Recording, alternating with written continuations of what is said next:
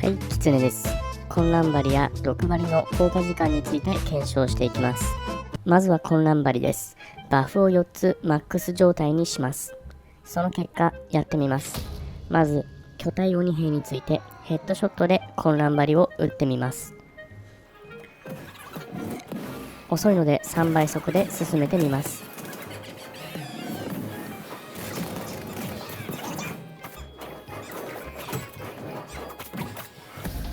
さて、マックス状態では何秒ぐらい混乱するのでしょう。47秒でした。同じような効果が得られるのか、なぎなた鬼でも試してみます。これも遅いので3倍速でどうぞ。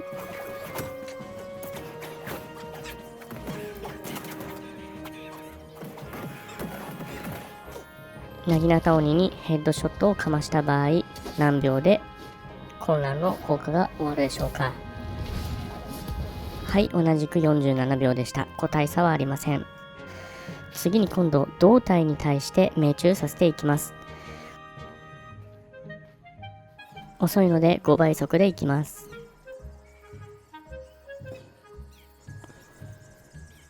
47秒を過ぎてしまいました。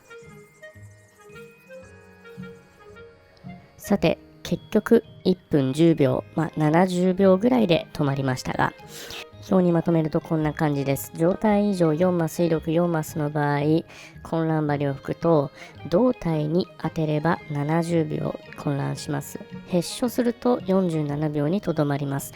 胴体はヘッショよりも 1.5 倍程度強く効力が出るわけです。この混乱針の胴体の方が大きく効果が出るという特殊効果は、ある著名な YouTuber 様が発見されてから割とよく知られた話になったようでした。さて、今、対馬はアップデートされています。したがって、アップデート後もこの胴体の方が大きい、効果が大きいというのは変わらないということが検証できました。ちなみにバフ1個の場合、どうでしょう。はい、胴体は51秒の混乱の効果です。ヘッショの場合はどうでしょう。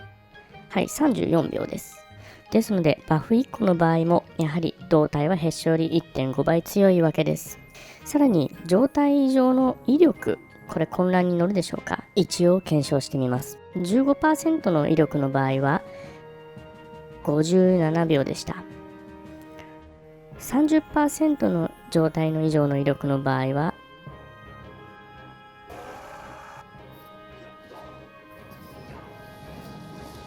やはり同じく57秒でした。威力は効果時間には乗らないということです。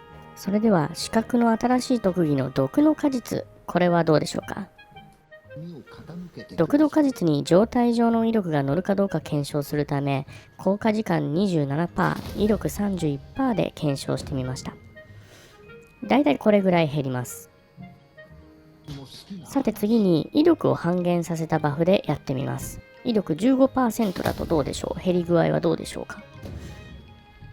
さて両者を比較してみましょう。やはり 31% の方が減りは激しいです。速度の方はどうでしょうか。あんまり優位な差は感じられません。また次に毒に状態以上の威力が乗るかどうか、なぎなた鬼で検証してみました。威力 15% の場合の減りはこんな感じ。さて威力を 30% ぐらいに高めました。状態以上の威力 31% ではどうでしょうか。同じくなぎなた鬼に打ちました。これぐらいです。比較しますとこんな感じです。やはり毒の効き目も威力を乗せた方が高くなっています。まず毒の果実の効力はこれだけ差がある。さらに毒についても威力が高い方がちょっぴりやはり減りは激しいです。このように状態以上の威力は毒にも毒の果実にも乗ることが検証されました。なお最後に確認ですが、毒針の場合ヘッドショットの方が胴体よりも威力は高いです。こんな感じになります。純粋な吹き矢ビルドだったら状態以上の威力、時間両方乗せるということになりましょう。はい、今日は視聴者様のリクエストに応える形で検証しました。検証してほしいことなどございましたらどんどんご用命ください。お待ちしております。